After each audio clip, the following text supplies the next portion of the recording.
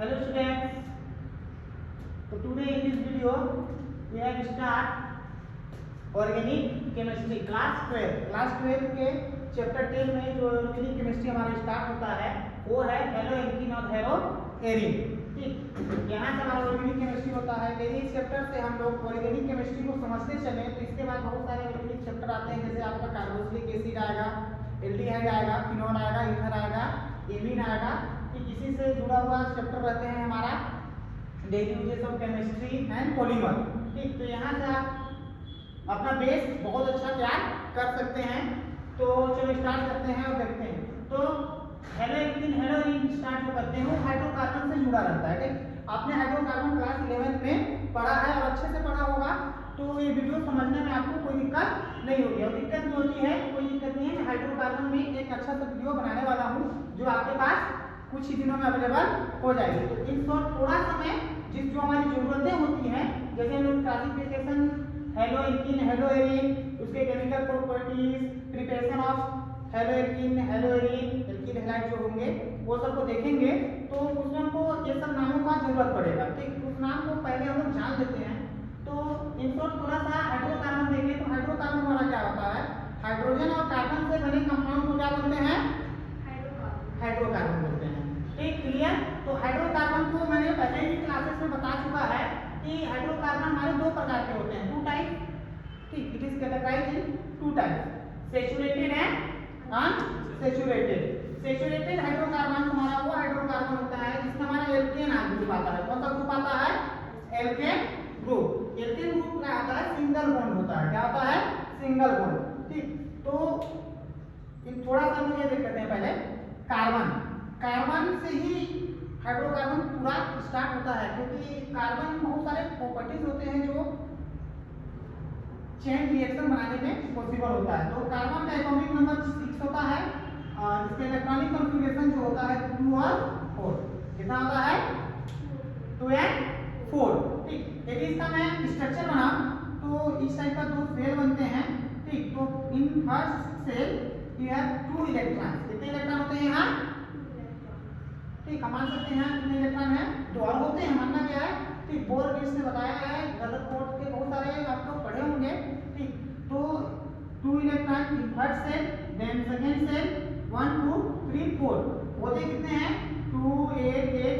इसका standard classification देखें तो यहाँ कितने इलेक्ट्रॉन है, अभी 4। वो 1 2 3 4 कितने हैं, 1 2 3 4। ठीक, अब इसको अपना ऑक्टेट कंप्लीट करने के लिए कितने इलेक्ट्रॉन का रिक्वायरमेंट है, 4। ठीक, और कोई भी सेल ऑक्टेट अपना सेल को कंप्लीट करना चाहता है, चाहे वो 8 बनाना चाहता है, चाहे चाहता है कि यहाँ से सारे इलेक्ट्रॉन चले जाएं। तो इस तरह से इलेक्ट्रॉन 4 इलेक्ट्रॉन को जरूरत है, तो 4 electron 1 electron then second third ऐसे फिलअप करते जाते हैं। तो 3 इलेक्ट्रॉन तो फिल हो जाता है। ठीक, मतलब 3 इलेक्ट्रॉन दिया जा सकता है। ठीक, बट चौथे इलेक्ट्रॉन इनवर्स होता है, एनर्जी ही नहीं होता है कि 4 इलेक्ट्रॉन गेन कर सके।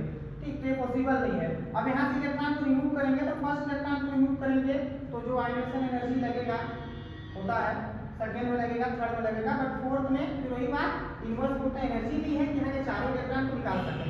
तो इस तरह से ठीक, ये C4 प्लस और C4 माइनस ना 4 इलेक्ट्रॉन दे सकता है ना 4 इलेक्ट्रॉन दे सकता है। ठीक, तो फिर ये क्या करता है, अपना जो 4 इलेक्ट्रॉन होता है उस 4 इलेक्ट्रॉन को अलग अलग से कार्बन कार्बन से भी अब डिफरेंट एटम से इलेक्ट्रॉन शेयर करना स्टार्ट करता है। क्या करना स्टार्ट करता है, शेयर। तो due to sharing of electron, ठीक, इलेक्ट्रॉन के शेयरिंग से जो बॉन्ड फॉर्म होता है उसको लोग क्या बोलते हैं, कोवेलेंट बॉन्ड। क्या बॉन्ड बोला जाता है, कोवेलेंट बॉन्ड। हिंदी में इसको बोलते हैं सहसंयोजक। तो इलेक्ट्रॉन के साझे से शेयरिंग से जो बॉन्ड हुआ उसको क्या बोलेंगे, कोवेलेंट बॉन्ड। और पूरे ऑर्गेनिक केमिस्ट्री में हमारा कोवेलेंट बॉन्ड पाया जाता है। कहीं पर ऑर्गेनिक केमिस्ट्री में आयनिक बॉन्ड आपको नहीं दिखेगा। आयनिक बॉन्ड कहना जरूरत ही नहीं है, इसलिए उसके बारे में किसी तरह का हम डिस्कशन नहीं कर रहा। ओके, तो इलेक्ट्रॉनिक में क्या किया है, एक एक इलेक्ट्रॉन का इस चारों हाइड्रोजन से शेयर करके क्या बना लिया, CH4। ये ऑर्गेनिक केमिस्ट्री का फर्स्ट कंपाउंड फॉर्म होता है जिसको हम लोग क्या बोलते हैं, मीथेन। एल्केन ग्रुप में आता है। किसमें आता है, एल्केन ग्रुप में। और ये सब तो जानते हो, सेंटर में न्यूक्लियस होता है, न्यूक्लियस में न्यूट्रॉन और प्रोटॉन प्रेजेंट होते हैं, जिसके अराउंड इलेक्ट्रॉन क्या करते रहते हैं, रिवोल्यूशन सेल में करते रहते हैं। और जो आउटर मोस्ट अंतिम जो सेल होता है ना, आखिरी वाला सेल, उसको क्या बोला जाता है, आउटर मोस्ट सेल या बैलेंस सेल।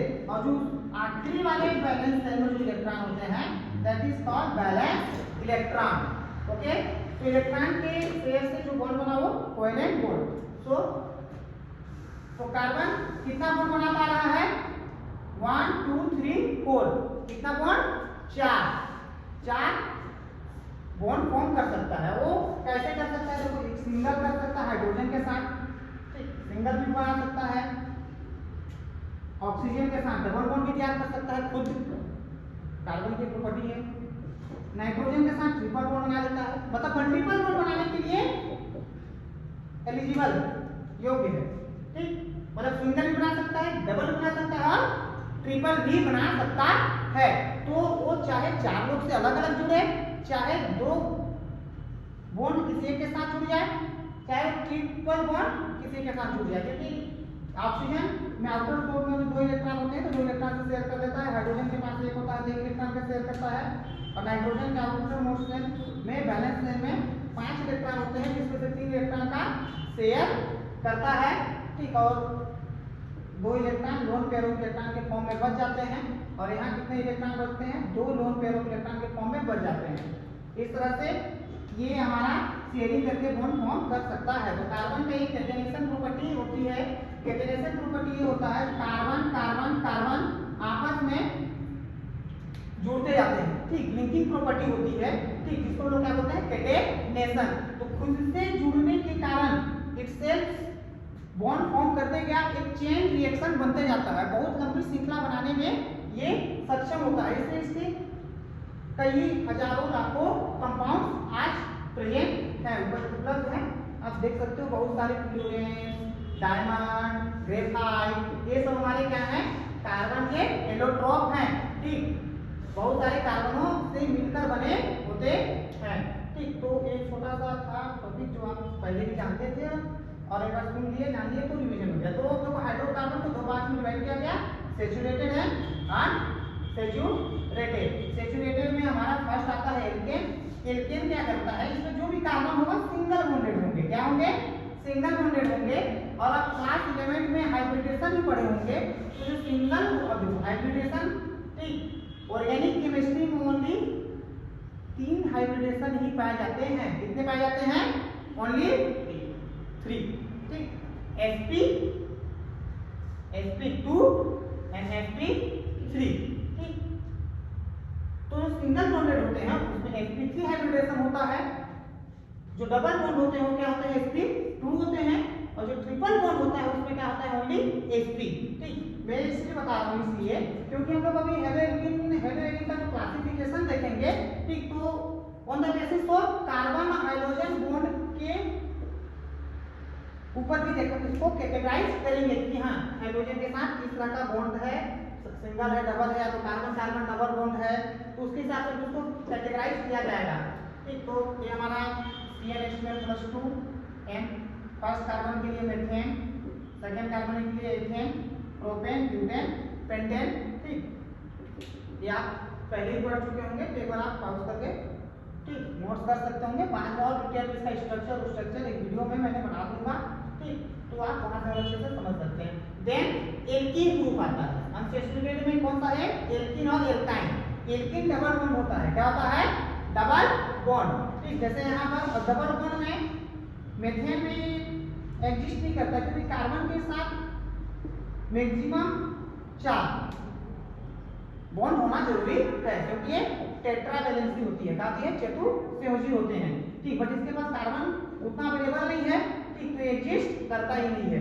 इसी तरह से एल्काइन के पास भी कार्बन के 4 हाइड्रोजन होने चाहिए कोवेलेंट बॉन्ड फॉर्म करने के लिए, तो उतना बैलेंस नहीं होते हैं, तो वो भी एग्जिस्ट नहीं करता, अस्तित्व में होता ही नहीं है, दुनिया में ही नहीं है, समझो। ठीक, देन उसके बाद एथेन से एथीन आया। फार्मूला के हिसाब से जैसे 2 लोगे तो C2 और 2 2 जा 4। इसी तरह से 2 लोगे तो C2 और 2 2 जा 4, n के जगह में तो 2 2 जा 4 और 2 सब्ट्रैक्ट कर दोगे तो C2H2। ठीक, तो ये हमारा एल्काइन है, इसलिए एल्काइन कहलाया। ये हमारा एल्कीन है, इसलिए हमारा क्या कराया, एथीन कराया, और एल्केन है इसलिए एक एथेन हुआ। इसी तरह से प्रोपेन से propene, propyne, butane, butene, butyne, pentane, pentene, pentyne. ठीक, तो छोटा सा था। इसका स्ट्रक्चर देखिए तो मेथेन का मैंने बना रखा है। ठीक, सिंपल सा होता है कार्बन। ठीक, करते जाओ और उसमें हाइड्रोजन उसका जोड़ते जाएंगे तो उसका जो रिक्वायरमेंट है वो पूरा होते जाएगा। सेम यहाँ पर देखा जाए डबल बॉन्ड के लिए C2H4 के लिए मैंने बना रखा है। कार्बन कार्बन देखो डबल बॉन्ड हो गए और 4 हाइड्रोजन है तो 4 हाइड्रोजन। अब इसके कार्बन का देखो, इस कार्बन का 1 2 3 4 मतलब 4 खुद का और 4 इन हाइड्रोजनों से शेयर किया तो इसका कितने इलेक्ट्रॉन हो गया, 8 इलेक्ट्रॉन हो गए। ठीक, सेम इस कार्बन में देखा जाए तो इस हाइड्रोजन के साथ एक शेयर किया, इस हाइड्रोजन के साथ एक शेयर किया, इस कार्बन के साथ दो किया, तो टोटल 4 शेयर कर लिया। तो खुद का 4 और जो शेयर करके लाया 4 तो 8 हो गया। ठीक, मतलब इसका भी बैलेंस से कंप्लीट हो गया, 8 हो गया शेयरिंग करने से। ठीक, तो ये यहाँ डबल बॉन्ड के कारण हो पाया, इसलिए हमारे एल्कीन ग्रुप में है। ठीक, तो एथाइन जो है C2H2 तो कार्बन कार्बन यहाँ ट्रिपल बॉन्ड हुआ और यहाँ 2 हाइड्रोजन है, तो एक हाइड्रोजन इस कार्बन के साथ, एक हाइड्रोजन इस कार्बन के साथ। ठीक, तो ये हमारा क्या गया है, ट्रिपल बॉन्ड होने के कारण इनके बैलेंस कंप्लीट हो पाया, तो इसलिए हमारा किसमें आता है, एल्काइन ग्रुप में आता है। ठीक, तो ये छोटा सा डिस्कशन था।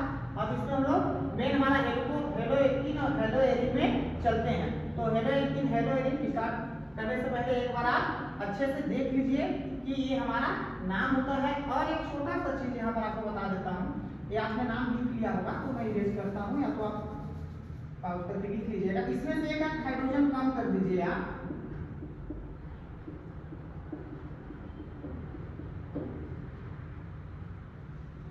एक हाइड्रोजन कम करना है तो ये रहा एक हाइड्रोजन कम हो गया। जब एक हाइड्रोजन कम हो गया, ठीक, तो ये हमारा एल्काइल ग्रुप कहलाता है। कौन सा ग्रुप कहलाता है, एल्काइल ग्रुप। ठीक, तो एल्काइल ग्रुप से यहाँ CH3 से क्या बन के आ जाएगा, मेथाइल।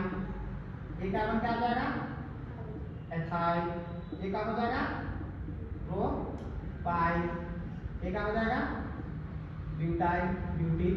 ये क्या हो जाएगा, पेंटाइल या पेंटीन, जो भी बोलो।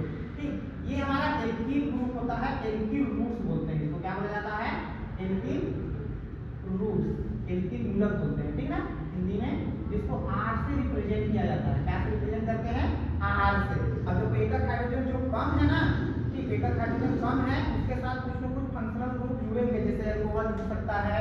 ठीक, या तो हमारा हेलोजन जुड़ सकता है। ठीक, हेलोजन जुड़ेगा तो क्या, हेलोजन जुड़ेगा तो इस चैप्टर में बनेगा। हमको तो हेलोजन ही तो जुड़ना है इस चैप्टर में, हेलो एल्कीन में, तब तो हमारा हेलो एल्केन हेली एल्कीन बनेगा, एल्कीन हेलाइड बनेगा। ठीक, तो एल्कीन हेलाइड बनाने के लिए क्या करेंगे, एक हाइड्रोजन को हटा और हेलोजन जोड़ो। अब हेलोजन होता क्या है, तो हाइड्रोजन आप सब जानते हैं ग्रुप 17 में जो हमारा फ्लोरीन, क्लोरीन, ब्रोमीन और आयोडीन होता है, वो हमारा क्या कहलाता है, हेलोजन ग्रुप कहलाता है, केमिस्ट्री ग्रुप होता है। ठीक, मोर रिएक्टिव एलिमेंट्स हैं, बहुत ज्यादा रिएक्टिव होते हैं क्योंकि इनकी इलेक्ट्रोनेगेटिविटी वेरी हाई होती है। सबसे ज्यादा फ्लोरीन का होता है। ठीक, और इस ग्रुप की बात करें तो सभी एलिमेंट का इलेक्ट्रोनेगेटिविटी हाई होती है। इलेक्ट्रोनेगेटिविटी हाई होने के कारण ये आपने मोर रिएक्टिव होते हैं और किसी भी तरह से जल्दी किसी के साथ रिएक्ट करके कुछ न कुछ कंपाउंड बनाने के लिए सक्षम होते हैं। तो आई थिंक यहाँ तक आप लोगों को कुछ समझ में आया होगा। इसके बाद हम लोग क्लासिफिकेशन में चलते हैं।